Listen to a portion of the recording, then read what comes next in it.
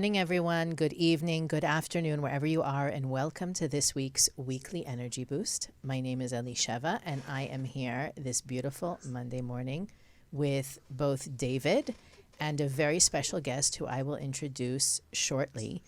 We've been through a lot in this year and a half, and this topic that we're addressing today, the title of the show is Embracing Radical Love.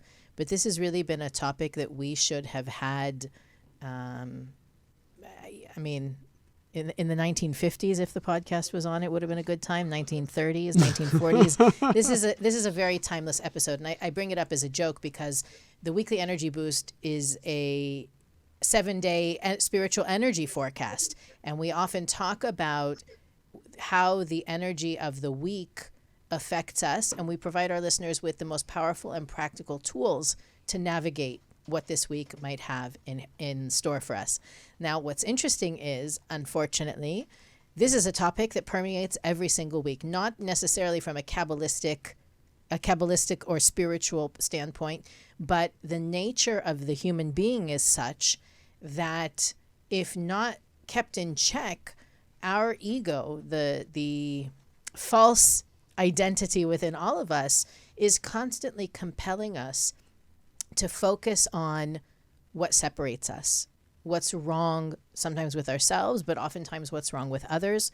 We stand in judgment. We allow ourselves the luxury. And I'm just thinking of our teacher, Rav Berg, used to say often about somebody who said, I thought you just don't like me. And the Rav answered, I don't have time to not like you, right? That focusing on what isn't requires so much more effort than focusing on what is. And that's why we're having this conversation today. I actually had a funny and not so funny experience myself. I went to visit my son at his apartment.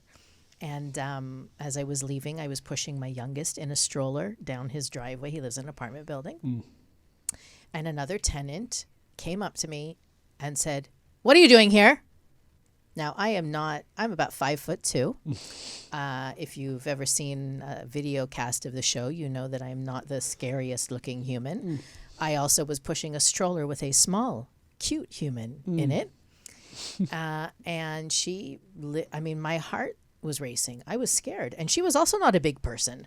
But the energy at which she came at me was really threatening.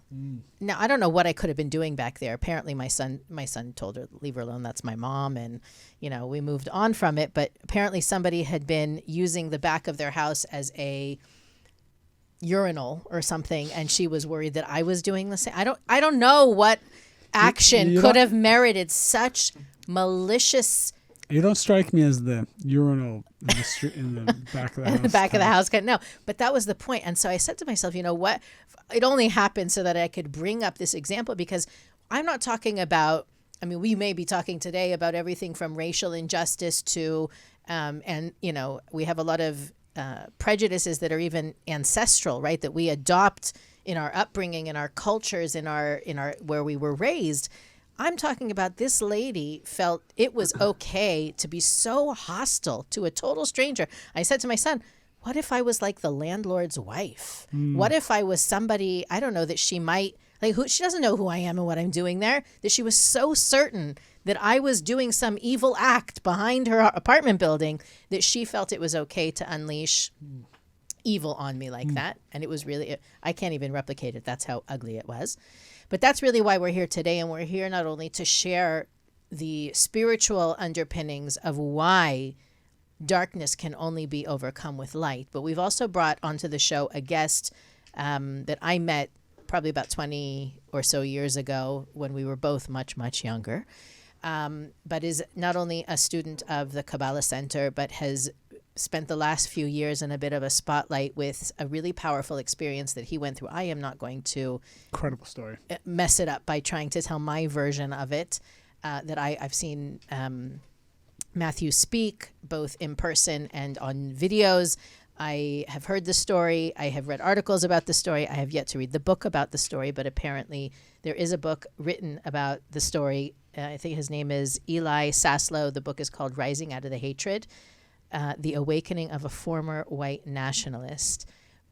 I knew Matthew, at least before all of this, 20 years ago, all of this happened. But Matthew, we're so proud to be sharing the screen with you today. I don't know if we're allowed to be proud. When I heard teachers. when I heard this story, I'm like, that is phenomenal, and I was proud to know that someone so close to us had done such an amazing thing. Well, I think, but more than anything, it's a platform. It's an opportunity to share where it comes from and how magical the light is when you're not afraid to shine it. So, Matthew, thank you for joining us today. First of all, I know that your schedule is less than flexible, so we're really happy to have you here. Thank you for having me. Can you share with us your version of the story? Sure. So the short version is that when I went to school, to university, it was a little bit remote, about 4 hours from where I grew up, and there was no Kabbalah Centre around there, and I was very adamant about continuing to keep Shabbat while I was at university, and I had started to host a group of people, whoever wanted to come, regardless of their religion or observance level or anything, for people to come on Friday nights to spend the time together. One of the guys I met that first year, he lived downstairs from me in the dormitory, was a guy named Derek. And Derek was a guitar player. He used to sit outside and play the guitar, and sometimes I'd sing along poorly to his renditions of old country and Western songs, because I happen to like old country and Western music. And we watched a movie together once, and he went that spring to go study abroad in Germany. Well, that Passover, so about April or so of that year, that first year, someone made a discovery. They were researching white nationalism on the internet and came across Derek's picture. Derek at that time had long red hair. He kind of stood out in the crowd. And the school was only 800 students, so everyone pretty much knew everyone else, at the very least by face. And so this didn't take very long to spread across the campus like wildfire, and was pretty much the nonstop gossip for the next several years. As you might imagine, it was shocking, because not only was Derek involved with white nationalism, but he was basically the heir apparent to the leadership of the movement. His father, Don Black, founded a website called Stormfront, which is the largest and I believe the first white nationalist website, and is infamously where a number of shooters, including, I believe, from South Carolina, Dylan Roof, frequented this forum and were very active prior to committing their acts. And Derek's godfather and his mother's former husband was David Duke, who many people may recognize as being probably the most infamous racist in America. So David Duke was his stepfather. He was his ex-stepfather. So he was not the stepfather. The marriage with his mother was before he was born. So the order of operations is reversed. But nevertheless, they were very close growing up, and he was had a very influential role in Derek's life as a young man growing up, and I'm sure influenced the views that he came to hold. And so this was, of course, a huge surprise. I wear a kippah, the funny little hat. I am pretty identifiable as someone that white nationalists usually aren't big fans of. And yet I'd known Derek for almost a year, and he had never said anything cruel or anything to me that would make me think for a second that he had those views. So I was shocked that he'd had them, not only the views secretly, but was actively taking on increasing leadership roles within that movement, within those organizations. And just to be clear, because I'm reading something about his profile, besides the fact that he was the godson of David Duke, it says that Derek designed the kids page when he was 11 for what is known as the first major internet hate site.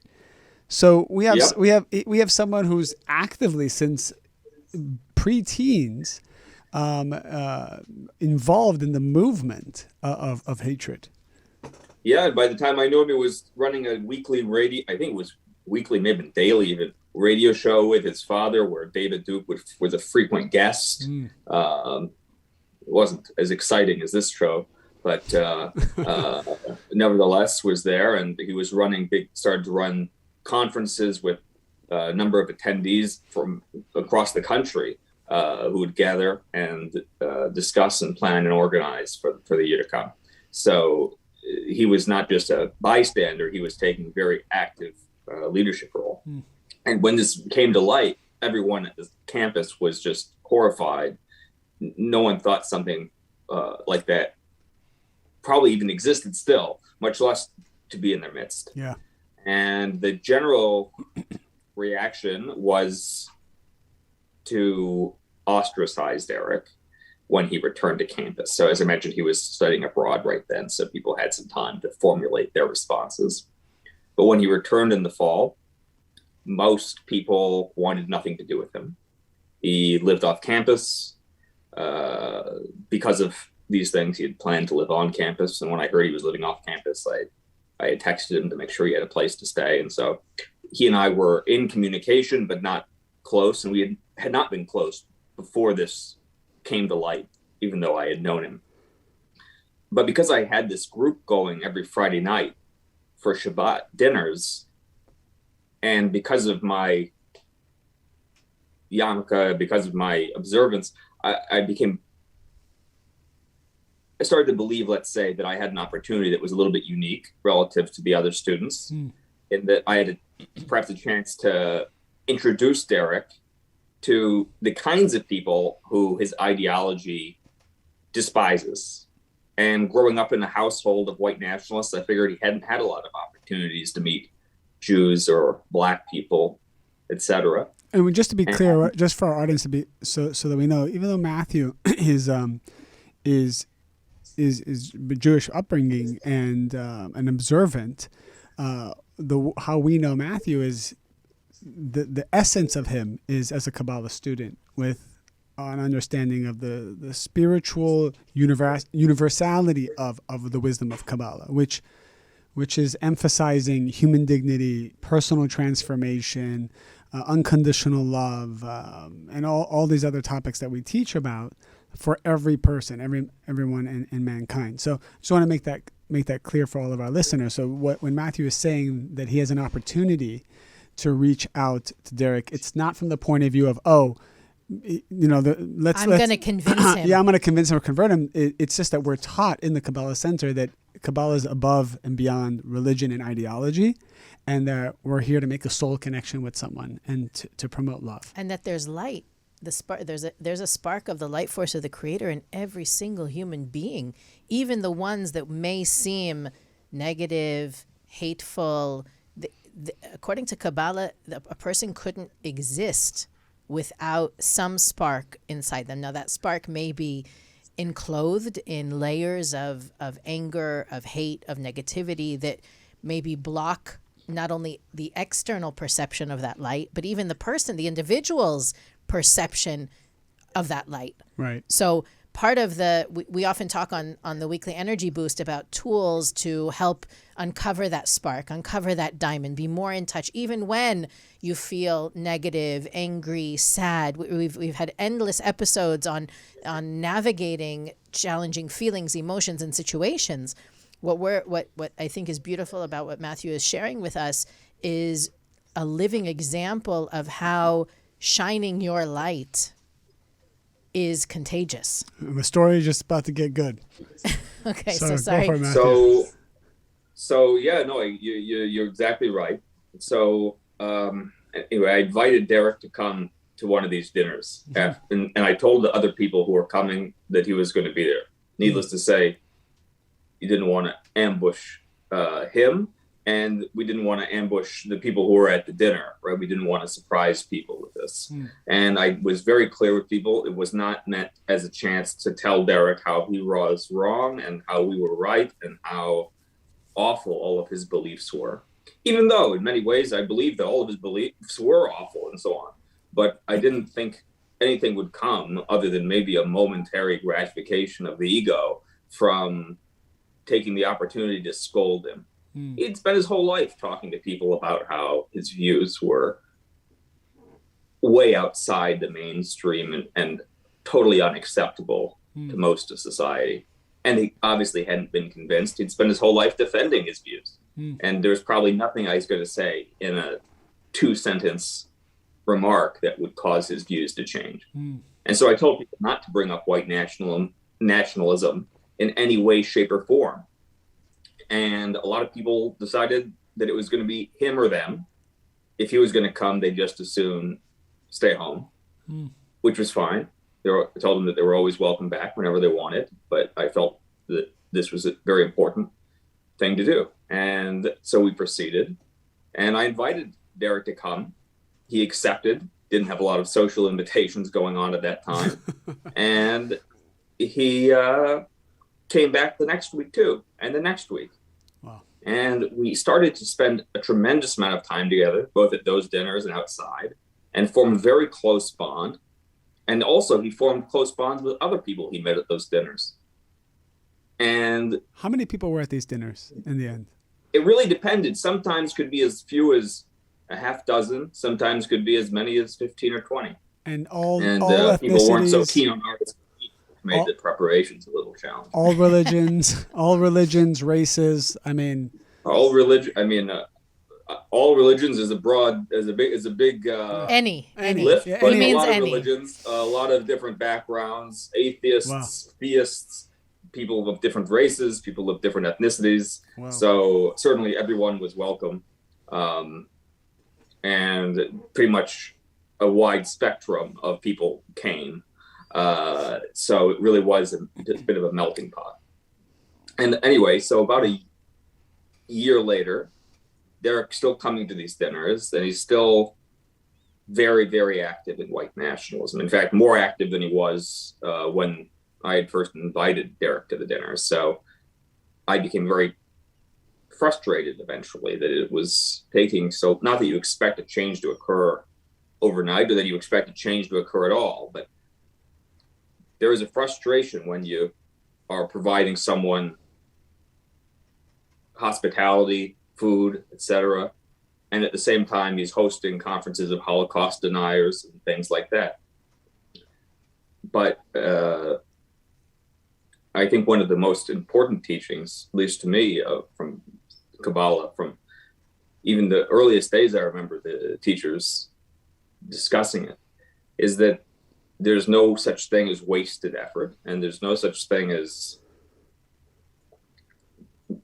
us being able to really connect consequences in actions via the five senses, because there's so much that we don't see on a spiritual level. And there's that analogy that remember Shimon Sarfati, a teacher in the center who unfortunately passed away a few years ago, used to use, which was the story of the boulder and the prince. The prince born in a house full of all sorts of luxuries and basically anything pleasurable he could possibly want. But eventually he runs out of fulfillment from these sensual pleasures. And at the entrance to the palace is a huge boulder. And he asks God from the depths of his heart what he's supposed to do with his life, because he doesn't think it's supposed to be spent playing basketball and wasting his time with whatever was there at the palace. And God tells him, your job is to push the rock. And of course, many people speak to God, but not many people have God answer back. So the guy's very excited, and he goes and he pushes and he pushes and he pushes. But the rock is a boulder, and he's a human being, and the rock, of course, doesn't move an inch. And so the first day he's been so excited about it, was sweating profusely. But by the end of the first week, first month, his effort starts to decline. And eventually he wakes up in the morning, puts his little pinky on the rock, and he moves and goes about the day. And eventually, the creator, as the nature of things go, gets a meeting with him when he passes away and tells him he failed. How could he fail? He pushed the rock every day. But the effort was so weak that the rock couldn't move. And the creator responds that it's not your job to move the rock. It's only your job to push the rock. I move the rock. And so I think that is an essential part of the consciousness that we teach in the center, that it's not necessarily our job to see the results, but it's our job to make all the efforts that we can to make the world the place we want to be in, a place with more compassion and more human dignity. Like, it's my opportunity to give and to share more than it is for the recipient to receive the benefit of what I've given. And a lot of people will think, well, I'm not gonna get anywhere with this guy or change his mind or whatever. So why even bother showing any compassion? Because I think a lot of times we do the right thing knowing that there's some kind of result that will make us feel good about ourselves. And that gives us motivation to do, quote, the right thing. And what you're saying is, I'm going to do the right thing. I have no idea where this is going to go. And it's not wasted no matter either way. Yeah. And it took, it was pretty much a 2-year process from the beginning. And as you might imagine by the fact that I'm here speaking, things had a happy ending. About 2 years in, Derek publicly renounced white nationalism and has been very actively working ever since to effectively to repair the damage he may have done in his youth by promoting that ideology. But I heard he's now pursuing and we're still very close today. And you're very close, and you guys are speaking frequently. And I think he's also he has a PhD now, also that he's he's striving for that now. So what's happening? Like, tell us more about that interaction, that relationship. What did you do? Like, what did you do? Or what did you not do? So I think the biggest thing I didn't do was I didn't try to convince him that I was right and he was wrong. I didn't come and try to yell at him for having beliefs that are hateful or that were not just hurtful in a semantic sense or a symbolic sense, but had actual repercussions for people in this country and around the world. Did he try to do that to you? Did he try to convince you of his beliefs? Did he even bring it up ever?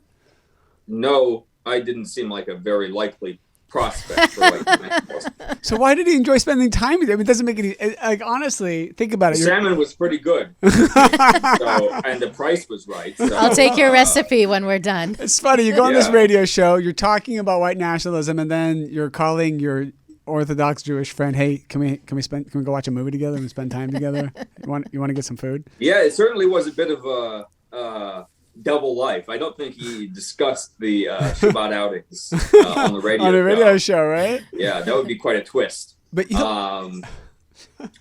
but it's so that's the one thing that I didn't do. And what I did do in terms of conversation, I tried to find common ground. I mentioned before I already knew that there was one place we definitely had common ground, is that we both were and still are very interested in music. And it turned out to be a huge number of things, ranging from history to philosophy to ancient religion to linguistics. Tremendous amount of things that we cared about deeply. And not only that, but there were things about our personalities that were very similar. We're both very family oriented, both very studious. And so you have an MBA from an Ivy League school. He's got a PhD. So you guys are both very high, at least on the level of intellectual, maybe stimulation. You're not having banal conversations. You're really probably talking and discussing things on a high level, I would imagine. Yeah, but also at the same time, staying clear of the elephant in the room. Right. Not that he didn't know that I knew. I mean, everyone knew, but it was, and of course, at first you felt, and the reason I didn't bring it up was that I felt like his armor, his defense mechanisms would respond, and maybe he would get reactive for a minute and storm out, and then he'd never come back, and the whole opportunity would be lost. Right. And the goal, of course, like you said before, was not to convince anyone or to change anyone, but just to make an opening. Because as far as I could tell, if I grew up in that household, because I saw how my own upbringing influenced me. I'm very, very close with my father, and my mother passed away already, but was very close with her.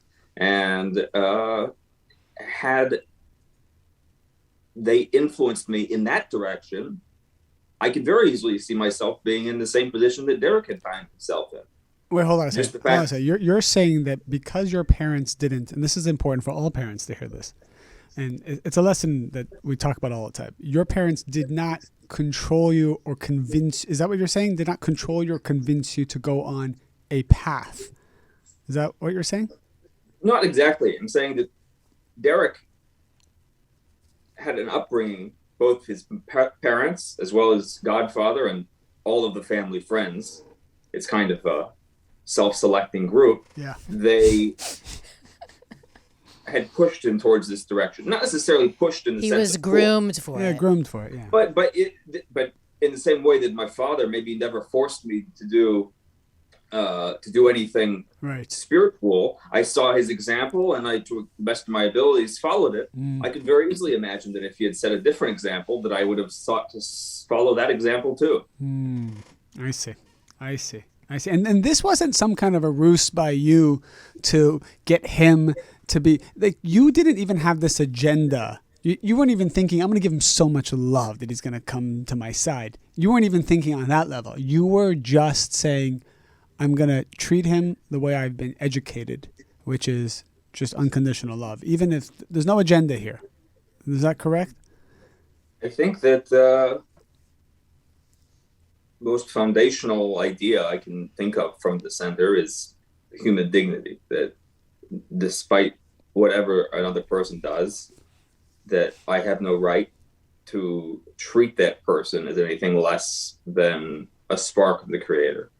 And to the extent that I find myself full of excuses as to why some particular person should be an exception to that general principle, I think it becomes very obvious that the whole edifice crumbles. And so even though Derek was espousing an ideology that was very hateful and which was harmful to me personally, and certainly I didn't want to endorse that ideology. It's not as though I was saying that it was an okay thing right. to believe or to preach, but he's still, at the end of the day, has a holy soul and a pure soul, and nothing can change that, even if he puts a few veils over it in the interim. I want to state probably what is an obvious lesson here, because we are talking with people who have difficulties with their in-laws, who have challenges with ex-wives, who have difficulties with people who have maybe a different political opinion than them. And now we're taking the greatest divide, right? An observant, maybe we should probably mute his camera while I'm speaking. It's just in the background. We're someone who's observant spiritually, and then white is someone who has deep beliefs in white supremacy, right? So that's as far and wide of a gap as we can get. And what's powerful about this is he didn't come to your dinners because the salmon was good, as we jokingly said. He felt something, and it wasn't something that you tried to do in one shot. It was a gradual consciousness of just being the way we learned that we need to be, and letting that gradual energy soften someone's heart and to remove darkness. And something that the question that we're always asked is, I'm spiritual, my husband's not. I'm spiritual, my kids are not. I'm spiritual, my business partner is not. And this is painful. And they're always looking for, well, how do I get them to become spiritual? Let alone get them to not believe in white supremacy, right? This is just, my husband just kind of likes, he kind of likes to do what he does. And, he's a good guy, but he doesn't really want to transform. And I think the lesson here, and it's so inspiring to hear this, that as long as you follow the very simple basic principles that the Kabbalists teach us, the energy from that is so strong that it can remove the darkest of the dark, let alone patch up that relationship that you have maybe with your mother-in-law that's maybe hard, or with your children who maybe aren't on a spiritual path or some kind of a path that you agree with. And also the second lesson I got from it is it takes time, and you have to remove your internal agenda. It's so powerful. We talk about it, and here's living proof of how it works. And I think that's why so many people are taken by the story. Powerful story. I think it's also worth saying that it's not like anti-Semitism is just something that is theoretical to me or that I'm naive about. I remember the first personal experience that I had with anti-Semitism was when I was about 12 or 13, and I was in Italy, in Pisa, right outside of where the Leaning Tower is. There's a little marketplace there, at least there was at the time, filled with stalls, and I was there with a group of young people and sort of wandering on my own through the stalls, and a group of locals started spitting on me and jeering at me and chasing me through the area. And of course it was scary for me as a 12 or 13-year-old child, but I was strengthened in a certain way from that experience, that I felt that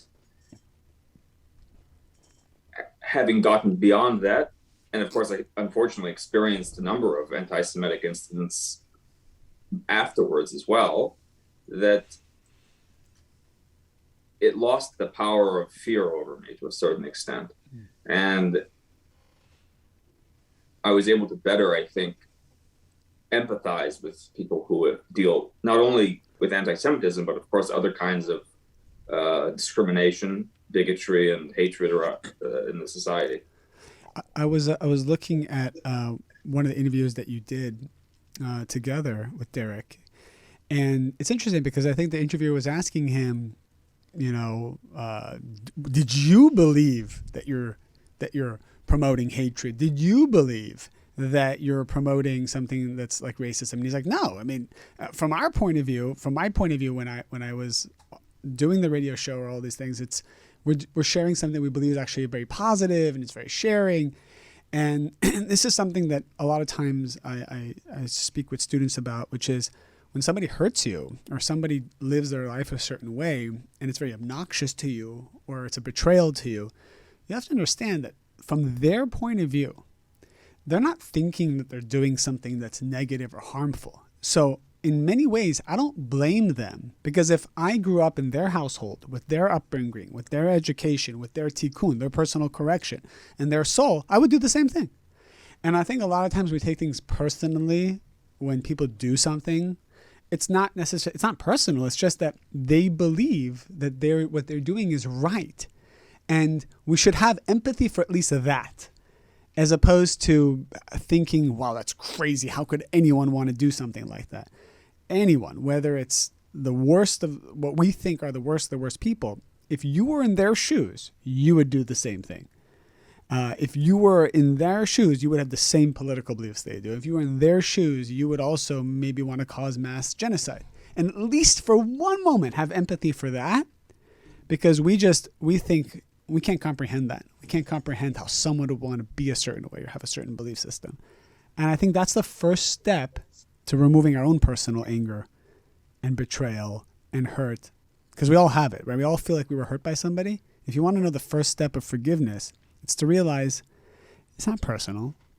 And if you were in their shoes, you might think that whatever they did is right also, and it's the most logical thing to do. So that's something else that I felt was a really powerful lesson from the story. And I think the corollary to that is we have to be very introspective, because it's never going to be obvious to us when we're doing something wrong, or we're doing something we shouldn't be doing, because the road to hell is paved with good intentions.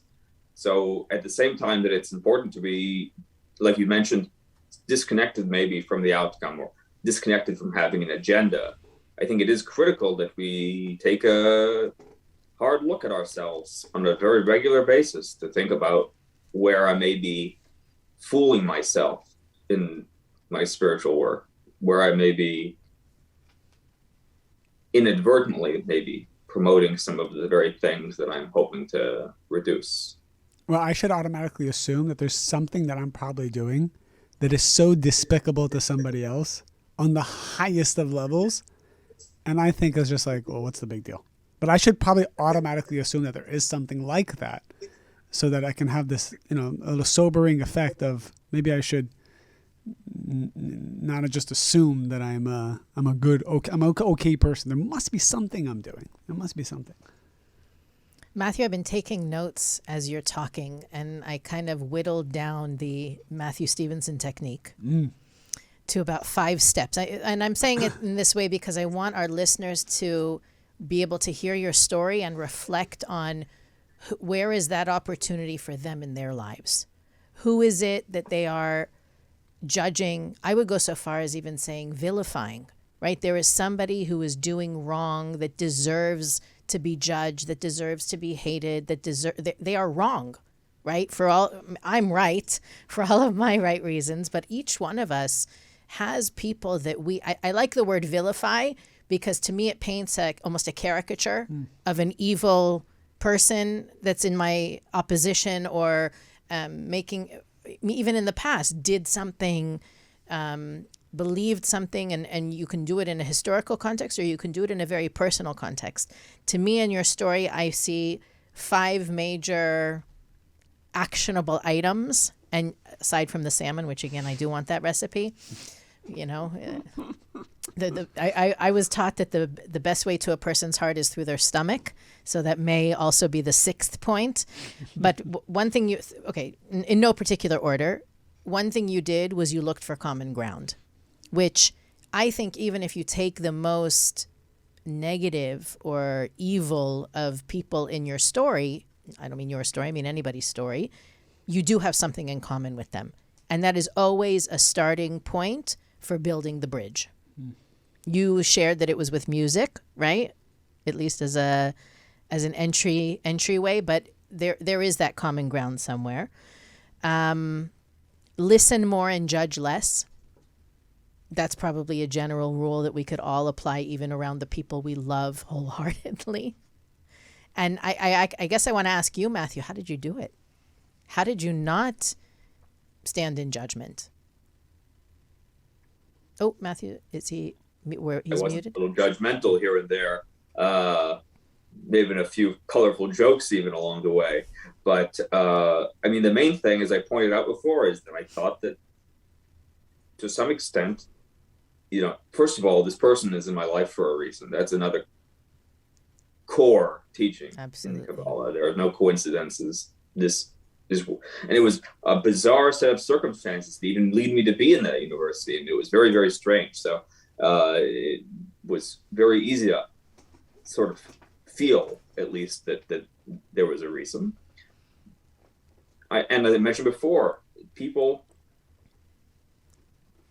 can be so affected by things around them that they start to dehumanize other people and start to even use the word villainize.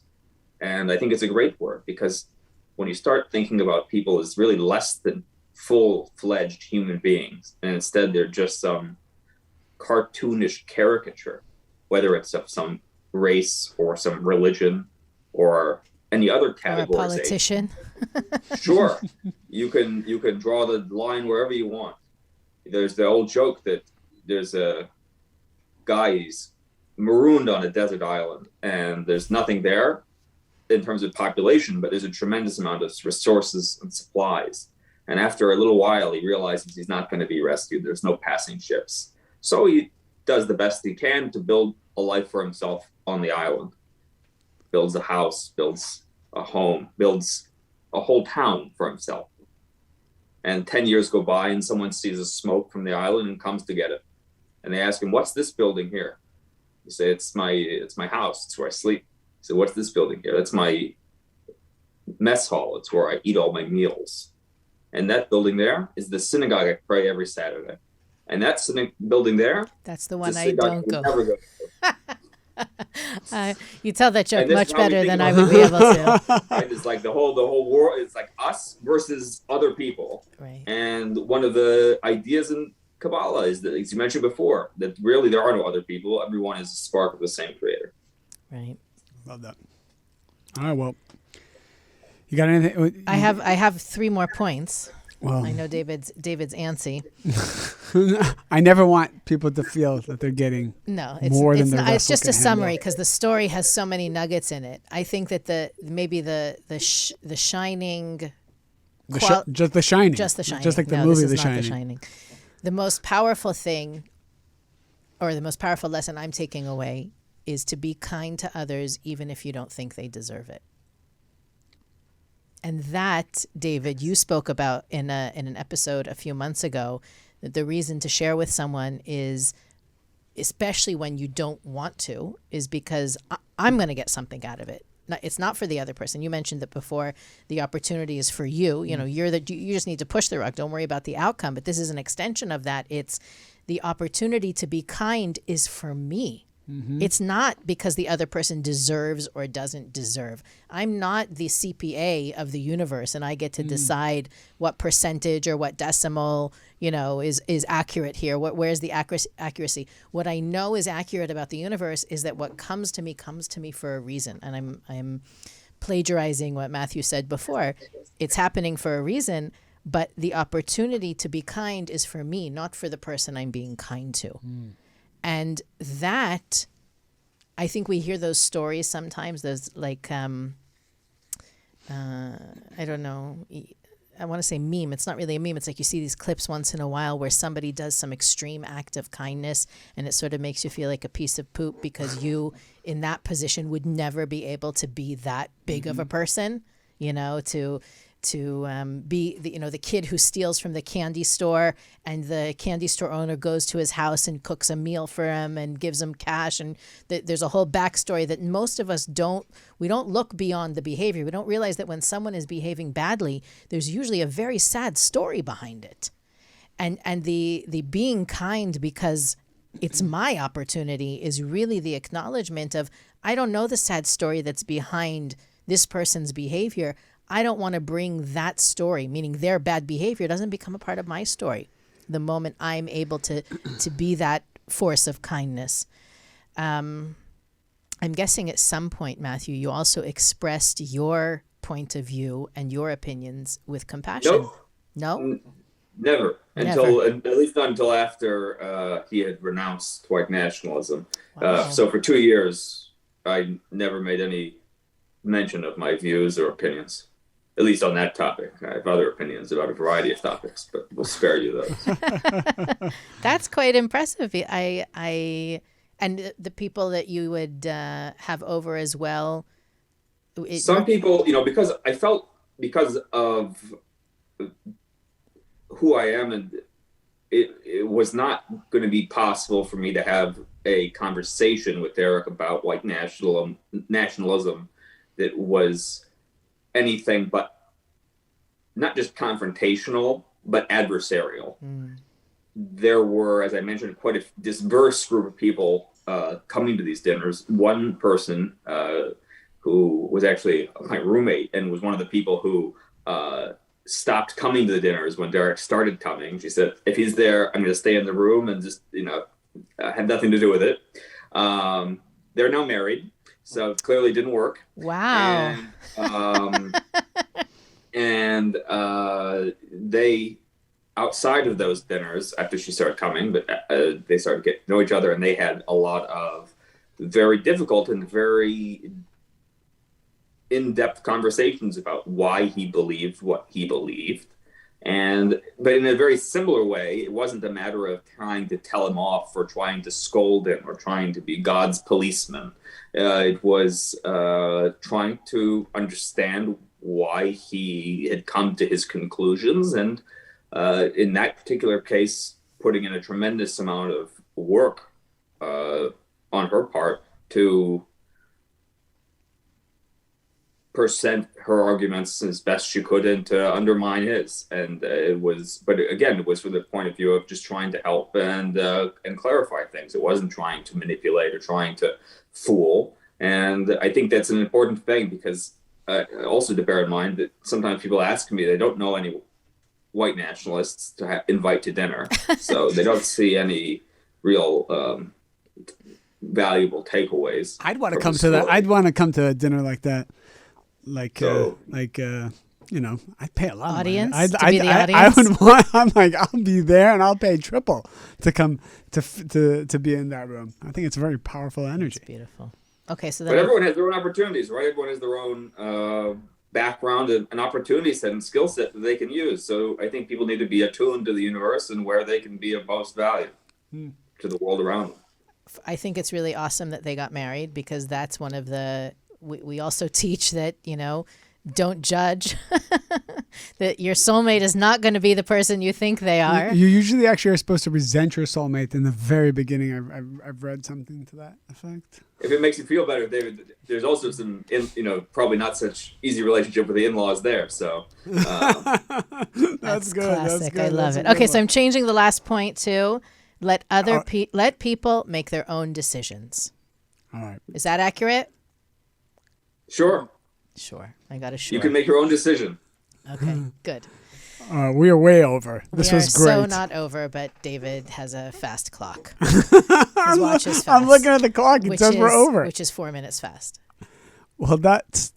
It wouldn't be the weekly energy boost if we didn't argue about something. would it? The one thing we are not arguing flowed about. too nicely. This flowed way too The one nicely. thing we're not arguing about is how fabulous it was to have Matthew and to hear your story and to share.